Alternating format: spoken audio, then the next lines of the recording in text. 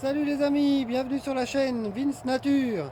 Aujourd'hui on va voir le deuxième itinéraire pas de pommes de terre. Pommes de terre sur bâche à ensilage. Alors on va planter des pommes de terre, on met un paillage, une bâche à ensilage, des pommes de terre dans un trou par-dessus. Et voilà. On a déjà mis la bâche, alors on a paillé en dessous avec de la paille de blé classique qu'on s'est fait livrer. On a mis une bonne épaisseur quand même. Oui, je sais pas si vous voyez bien. Voilà. On a mis, voilà, on voit un petit peu mieux avec le soleil. Ah, la bâche s'envole. On a fait un paillage en dessous. On a fait des tranchées à la charrue tout autour pour pouvoir fixer la bâche. Bon, on n'a pas cherché à faire un truc propre, tendu. Que bon, de toute façon, avec la paille qui va se tasser, se décomposer, ça se détendra toujours. Bon, bah voilà, la bâche est posée. Après, suite de l'opération, j'ai déjà commencé. On fait des petits trous. Des petits trous, des petits trous. Je vais vous faire un exemple pour vous montrer. Après, on essaye de mettre une pomme de terre. Là, en l'occurrence, on a choisi de la binche.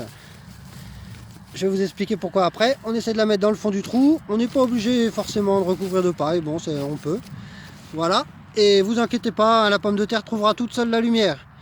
L'intérêt de la bâche à ensilage, c'est que ça évite le désherbage tout au long de la culture. J'ai choisi cette zone parce qu'on avait des liserons, pissenlits, rumex, des sureaux qui s'étaient implantés là aussi. Donc comme on va faire un bâchage long tout le long de la culture, donc tout l'été, là où les vivaces poussent, tout l'été, plus après on va peut-être la laisser jusqu'au printemps d'après. On va peut-être l'enlever, je sais pas, comme là, à cette période-là, au mois de mars, avril.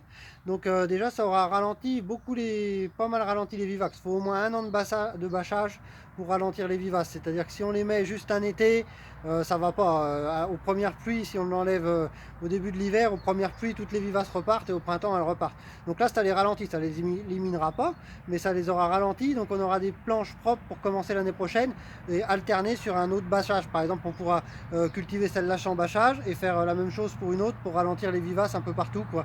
On arrive à se débrouiller comme ça. La bâche à ensilage, l'avantage c'est qu'elle n'est pas très chère. Il y a des grandes longueurs, elle occulte super bien, c'est-à-dire que si vous, là il n'y en a pas, parce que l'année dernière on a passé un petit coup de machine à la pomme de terre, et puis il doit y avoir une petite fin d'azote, je vous expliquerai ce que c'est la fin d'azote dans une autre vidéo un peu plus tard, je ne vais pas rentrer dans des choses trop compliquées. Du coup l'herbe ne pousse pas pour l'instant, elle va repartir mais un peu plus tard. Et donc elle n'est pas très chère, par contre le désavantage c'est qu'elle ne laisse pas passer l'eau. Donc il faut prévoir des bons trous pour laisser passer l'eau de pluie, quoi, pour que ça coule dans le trou de la pomme de terre.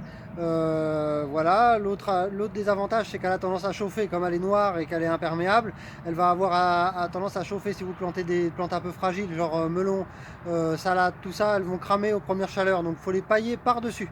En dessous c'est bien pour garder l'humidité de la terre, pour apporter un apport d'humus et d'azote et tout ça. Et par contre au-dessus on peut les pailler pour faire comme un lit et ça coupe la chaleur de la bâche noire.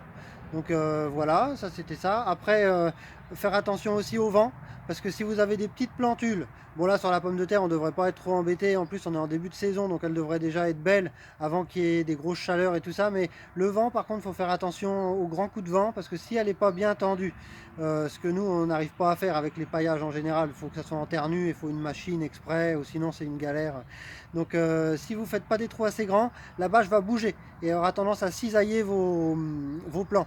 Donc ça, faut faire attention. Nous, on s'est fait avoir pas mal de fois avec ça, et avec le vent, tout ça, donc faut faire bien attention. Donc on a choisi de la binche, parce que on va en planter d'autres, sûrement des agathas, de la binche, après peut-être des francelines, des roses, des pommes de terre à raclette, parce que la bâche, c'est compliqué à enlever, donc on va plutôt privilégier des pommes de terre qui ne se récoltent pas trop en nouvelles. Donc plutôt de la grosse pomme de terre à purée, frite, de la pomme de terre qui se laisse tout le long de la saison en culture. Comme ça, on récolte tout d'un coup à la fin pour avoir de la bonne grosse pomme de terre, pour faire des frites, comme je vous disais, frites, purées. Après, on fait ce qu'on veut, hein, on peut faire des pommes à l'eau et tout ça, mais la pomme de terre qui reste en place, qu'on récolte pas en nouvelle. Tandis que les autres systèmes sans bâche, ça sera plus pour récolter au fur et à mesure des ventes. On va faire de la pomme de terre nouvelle, c'est-à-dire que quand le pied n'a pas fané encore, tout le long de la saison, on va vendre de la pomme de terre fraîche, nouvelle, fraîchement cueillie. Voilà. c'était la culture de la patate sur bâche, la pomme de terre plus exactement, puisque la patate c'est la patate douce. C'est une technique qui est un peu longue et fastidieuse parce qu'il faut faire tous les trous à la main. Il existe des outils pour faire les trous, des outils qui chauffent avec des espèces d'emporte-pièces comme en pâtisserie, et où on fait ces trous avec un emporte-pièce, et puis après on peut planter directement dedans les pommes de terre. Donc c'est long à faire les trous, il faut tout pailler, la bâche a tendance à chauffer, elle laisse pas passer l'eau, mais par contre ça a plusieurs points positifs, c'est-à-dire que ça lutte contre les vivaces, les mauvaises herbes. Tout l'été on sera tranquille, on n'aura pas besoin de désherber. Normalement c'est une méthode qui est très productive parce que la pomme de terre, et s'il y a assez d'eau bien sûr, euh, parce que la pomme de terre ne sera pas du tout embêtée par quelconque adventice, liseron, tout ça, il n'y aura aucune herbe du tout, donc elle aura toute la place pour le développer, elle sera au frais dans la paille, donc normalement c'est une méthode qui devrait être très très productive, et si tout se passe bien, et on n'en aura aucune de verte, vu que la bâche, la paille plus la bâche protège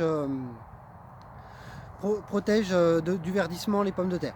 Donc ça sera un peu long à récolter, il faudra enlever la bâche, mais bon, ça a ses avantages, ses inconvénients. Voilà, j'espère que ça vous a plu. N'hésitez pas à vous abonner, mettez un petit pouce, lâchez un commentaire. Et puis voilà.